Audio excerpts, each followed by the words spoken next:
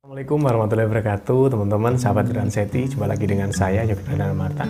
Oke teman-teman, sebelum melanjutkan video ini, jangan lupa untuk klik subscribe, kemudian klik tanda loncengnya, supaya teman-teman mendapatkan notifikasi, supaya teman-teman mendapatkan pemberitahuan ketika channel ini mengupload video di sesi yang akan datang, seperti ya. Nah, oke teman-teman, di video kali ini saya akan sedikit membahas tentang cara mengobati masalah asam lambung, GERD, anxiety yang bisa kita lakukan di rumah secara mandiri, tentunya sangat gampang gitu ya. Nah, oke, langsung saja. Yang ini ada 10 poin teman-teman ya. Yang pertama adalah hindari makan makanan pemicu. Jadi ketika kita memiliki gejala asam lambung, memiliki gejala reflux alias naiknya asam lambung menuju ke kerongkongan, kita harus benar-benar mengidentifikasi makanan-makanan apa yang cocok dan makanan-makanan apa yang tidak cocok di lambung kita masing-masing. Karena pada dasarnya setiap orang itu memiliki kemampuan yang berbeda-beda. Kadang si A cocok dengan makanan ini, kadang si B tidak cocok dengan makanan ini. Makanya kita harus mengenali kondisi tubuh kita masing-masing, kayak gitu ya. Kemudian untuk makanan-makanan yang ini berlaku untuk umum yang harus dihindari ketika teman-teman dalam masa mengobati GERD, anxiety, asam lambung. Yang pertama ada coklat. Coklat harus benar-benar dihindari karena dia ini merupakan makanan yang bisa memicu naiknya asam lambung, melimpahnya asam lambung. Kemudian juga ada kopi, kemudian ada alkohol, dan tentunya teman-teman tidak boleh makan terlalu banyak gitu ya. Teman-teman harus makan porsinya sedikit tetapi sering. Itu ketika teman-teman dalam proses penyembuhan atau proses mengobati masalah asam lambung, GERD, anxiety yang teman-teman alami. Oke. Dan yang kedua itu ada madu, teman-teman ya, ada madu. Di sini saya merekomendasikan madu yang baik untuk teman-teman adalah madu istighfar ya, madu istighfar. Jadi di dalam madu istighfar ini dipercaya dapat mengurangi radang akibat paparan asam lambung, kemudian juga dapat meredakan luka ya, luka nyeri yang diakibatkan ataupun luka yang diakibatkan dari asam lambung yang meningkat kayak gitu ya. Oke, yang ketiga yang ketiga ada jahe, teman-teman ya. Yang ketiga ada jahe.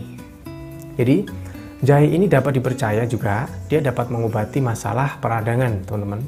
Mengobati masalah peradangan akibat paparan asam lambung. Karena asam lambung itu sendiri dia sifatnya korosif, merusak ketika keluar dari daerahnya. Ketika dia keluar dari lambung menuju ke kerongkongan, tenggorokan, dia bisa mengiritasi area-area itu. Sehingga ketika kita minum jahe kemudian dicampur dengan madu, itu juga bisa meredakan gejala radang yang kita alami gitu ya. Oke, kemudian yang selanjutnya adalah kita harus menghindari kebiasaan-kebiasaan kita yang kurang baik. Kita harus menghindari kebiasaan-kebiasaan yang buruk. Apa itu? Nah, yang saya maksud adalah kita tidak boleh keburu-buru baringan ketika kita selepas habis makan gitu ya. Jadi kita harus beri jeda, teman-teman. Ketika kita habis makan gitu ya, habis makan kita harus kasih jeda minimal 2 jam baru kita boleh berbaring.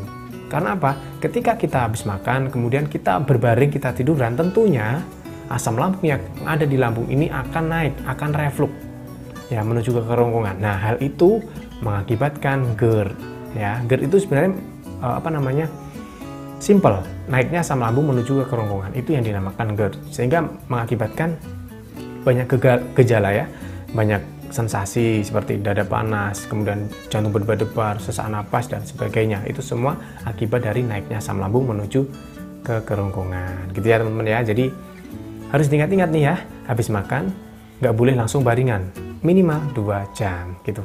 Oke ya.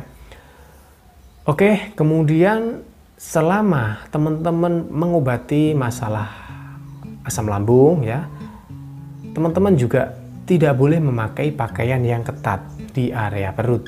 Karena apa? Ketika teman-teman memakai pakaian-pakaian yang ketat di area perut, tentunya itu akan menekan lambung sehingga makanan akan naik menuju ke kerongkongan yang mengakibatkan reflux alias GERD gitu ya, teman-teman. Jadi harus pakai pakaian yang longgar-longgar saja kayak gitu ya. Itu juga berlaku ketika kita tidur.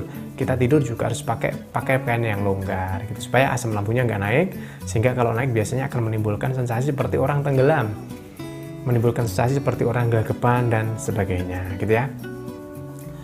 Oke, kemudian juga ada minum air kelapa muda beserta kelapa ya yang masih ingus gitu loh teman-teman ya, masih lembek kayak gitu. Nah, tapi di sini banyak dari orang-orang yang mengatakan bahwa jangan makan produk-produk kelapa ketika kita masih mengalami masalah asam lambung, beranxiety dan sebagainya gitu ya. Nah, tetapi di sini saya buktikan sendiri berdasarkan pengalaman saya teman-teman, ketika kita makan santan itu tentu tidak baik ketika kita makan santan ya. Santan memang produk dari produk dari kelapa. Tetapi ketika kita minum air kelapa muda dan kita makan kelapa yang muda itu yang masih ingus gitu kan, yang masih lembek, itu yang saya rasakan adalah perut saya merasa adem, segar. Tetapi berbanding terbalik ketika saya mengkonsumsi santan. Ketika saya mengkonsumsi santan, ya, perut saya ini rasanya panas, yang pertama ya, panas, kemudian sering keroncongan, merasa mudah lapar, kadang juga terasa seperti nyeri-nyeri. Nah, itu membuktikan bahwa santan itu mengandung banyak lemak. Jadi untuk santan kita harus hindari gitu ya. Tapi kita untuk konsumsi air kelapa dan kelapa yang masih muda, yang masih ingus itu baik gitu ya, teman-teman. Itu bisa teman-teman coba sebagai cara untuk mengobati asam lambung yang teman-teman alami gitu ya. Oke, yang selanjutnya adalah kita harus meningkatkan kualitas tidur, teman-teman. Kita harus meningkatkan kualitas tidur. Ya, bagaimana caranya? Nah, kalau orang-orang yang mengalami gangguan lambung tanpa disertai dengan ansietas ataupun anxiety, kecemasan yang berlebihan, tentunya masalah tidur ini tidak jadi masalah, teman-teman ya. Tidak jadi masalah karena ya waktu tidur ya tidur, waktu makan ya makan. Cuma biasanya dia mengalami misalnya nyeri perut tapi tanpa disertai dengan kecemasan. Tetapi untuk teman-teman yang mengalami masalah kecemasan yang berlebihan, takut mati, cemas, gelisah dan sebagainya, takut ini itu kayak gitu ya.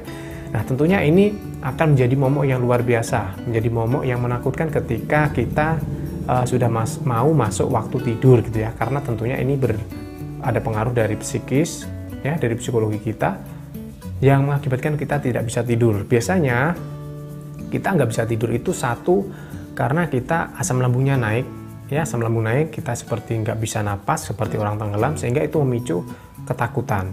Takut kalau kita nggak bisa bangun, takut kalau kita nanti kebablasan, meninggal atau yang lain-lain. Nah, itu biasanya yang kita rasakan kayak gitu ya. Jadi di sini peran penting dari psikis sangat kita harapkan teman-teman ya. Di sini sangat penting peran dari psikis ini. Jadi mau tidak mau ya, ketika kita memiliki kecemasan yang berlebihan, kita harus sedikit demi sedikit berlatih teman-teman. Berlatih untuk menerima, berlatih untuk beradaptasi dengan gejala-gejala yang ada. Supaya apa? Supaya kita terbiasa sehingga ketika gejala itu muncul, sensasi itu muncul, kita bisa mengatasi sehingga tidak terlalu berpengaruh kepada psikis kita, gitu ya. Nah, bisa dengan hipnoterapi, bisa dengan mendengarkan sharing-sharing semacam ini ya, seputar GERD, anxiety semacam ini, itu juga bisa mengkikis masalah ketakutan, kecemasan yang berdampak kepada psikis yang teman-teman alami. Nah, itu caranya meningkatkan kualitas tidur ya. Jadi ketika kualitas tidur kita buruk, tentunya juga akan berdampak kepada naiknya asam lambung kita, kondisi tubuh kita gitu ya teman-teman ya. Jadi mulai sekarang perbaiki kualitas tidur kita masing-masing gitu ya. Oke, yang selanjutnya ada kita harus menghindari stres teman-teman ya. Karena tentunya stres ini ketika kita asam lambung ya, itu banyak faktor. Kita bisa stres akibat gejala yang ada, kita bisa stres dengan masalah-masalah hidup yang ada gitu kan. Nah, maka dari itu kita harus berlatih. Yang pertama, kita harus berlatih menerima gejala-gejala yang ada. Kita harus berlatih menerima sensasi-sensasi yang ada supaya kita ini mulai adaptasi. Nah, gitu teman-teman ya, supaya rasa stres yang kita alami terkait tentang gejala yang ada itu akan sedikit demi sedikit bisa teratasi, teman-teman. Nah, kalau masalah stres ini bisa teratasi, tentunya proses penyembuhan atau pengobatan dari GERD ini akan cepat sembuh, akan juga cepat ataupun efektif gitu teman-teman ya. Oke, kemudian yang selanjutnya ini ada nomor 9 teman-teman ya. Nomor 9 itu adalah kita harus memperkuat keimanan teman-teman ya. Apakah ini ada hubungannya gitu? Wah, ini sangat ada hubungannya dengan psikis teman-teman. Ketika kita memperkuat keimanan, tentunya yang pertama ya, kita akan terhindar ataupun rasa kekhawatiran, rasa was-was, rasa takut mati itu akan berkurang. Ya, akan berkurang jauh berkurang. Sangat jauh berkurang, teman-teman. Nah, tentunya ketika rasa cemas sudah berkurang, rasa khawatir sudah berkurang, kemudian rasa was-was sudah berkurang. Nah, tentunya teman-teman sudah tinggal mengobati masalah fisiknya aja. Itu akan sangat cepat. Ya, itu akan sangat cepat daripada kita harus mengobati masalah psikis. Pokoknya masalah psikis teratasi, masalah lambung juga teratasi. Tetapi juga ada pengaruh ketika biasanya ya, ketika psikis kita masih kacau ya, ketika ada gejala, ketika ada sensasi, tentunya itu akan menimbulkan psikis yang luar biasa, gangguan psikis yang luar biasa, kayak gitu teman-teman ya. Jadi sebenarnya juga ketika gejala sensasi kita itu sudah berkurang, maka psikis kita juga akan membaik, kayak gitu. Tapi ketika gejala muncul, sensasi muncul, kita dirundung rasa psikis yang tidak baik, nah tentunya itu akan menimbulkan atau akan memicu lagi asam lambung naik semakin parah. Gitu biasanya seperti itu teman-teman ya. Jadi kita harus mengendalikan psikis kita harus mengendalikan pola pikir kita supaya tidak berpengaruh kepada naiknya asam lambung, kayak gitu teman-teman ya. Oke. Dan yang terakhir adalah ini ada kaitannya ketika kita sudah berikhtiar, ketika kita udah kita udah